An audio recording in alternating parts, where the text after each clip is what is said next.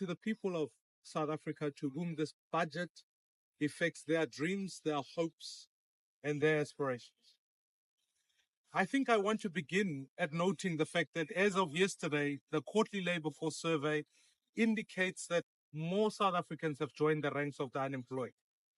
It speaks of an economy that is in trouble, and more than anything, it indicates the fact that as we head towards budget next week, South Africans are tired of politicians messing around with a budget process, whereas their lives are at stake.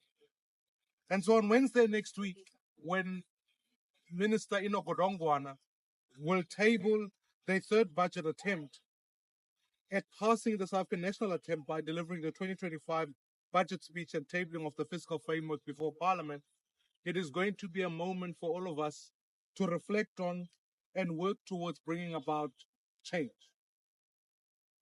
The last two attempts of the budget were marred by too much politics and less about the people. This time, as BOSA, we stand up and we say we want to focus on the people, what the people of this country need and what they would like. Parliament is where we are today because the laws of this country expressed in the Money Bills and Related Matters Act give the right for Parliament to be able to amend the budget, to be able to put more inputs that come from the people. And I truly believe that as Build One South Africa today, we begin and we launch this tour of going around and seeing people, asking them their inputs in what we would like to call the People's Budget Tour. It'll be a 7-day mobilization where we will hear from ordinary South Africans about what they want to see. We'll be going around asking them, in expression of your dreams, hope, whether you're a teacher, whether you're a nurse, whether you're a doctor, whether you're a policeman, what do you want to see in this budget? We'll be launching digital surveys to encourage businesses, communities, citizens to give input to the budget so that more and more people can give response to that. I certainly will be going to a few town halls and communities, saying to the people of this country, tell us about your interests in what you would like to see in this year's Division of Revenue Bill and the Appropriations Bill. I look forward to hearing from the people. Because at the end of the day, you cannot represent people in Parliament without having heard from them and what their interests are. Furthermore, Build One South Africa will be looking forward to engaging and making its own inputs into the budget. South Africa is growing at a rate less than population growth. Essentially, the last 10 years have been about growing at 1% instead of growing at 5%, which is what we would think as the growth charter we need to see happen. We need growth. That must be the inherent message that comes through the budget. And to this effect, as Build One South Africa, we also launched the growth chart, which focuses on 5% growth. This focuses on a number of key reforms.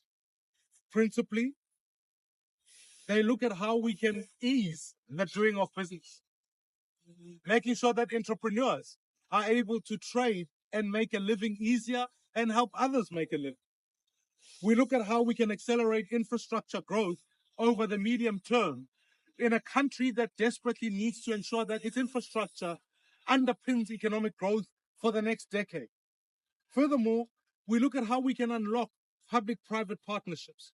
This is not only about financing of infrastructure, but also ensuring that the private sector is engaged in partnering for economic growth. Crucially, no economy grows without the help of SMMEs. Small, medium enterprises should be the backbone of this economy. And therefore, as Build One South Africa, in the need and response to addressing the unemployment crisis, believe we will champion SMMEs going into this budget cycle. Furthermore, fellow South Africans, I really believe that a labor market reform is long overdue. We need to look at laws that help people get employment, stay employed, but ultimately make sure that businesses and the relationship between them and labor are properly structured. We need to ensure that as we are now in the scourge of load shedding in South Africa, that we need to come back to an energy reform that makes sure that the lights stay on, that ultimately water and municipalities are able to deliver water to the people. And lastly, we need to promote trade and export and expansion. This budget could not come at a more crucial time. It cannot be third time lucky. It must be a budget that focuses on the future, gives expression to our priorities, and makes sure that the people are heard.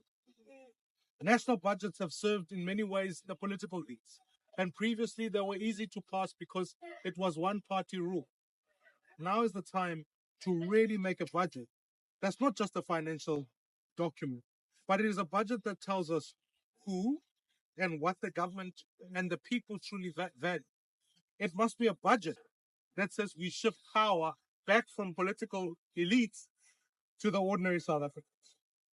Once all of these inputs are put together, we will then come back to this parliament prior to next week to make sure that we give these inputs to the Minister of Finance, communicate what reforms South Africans would like to see.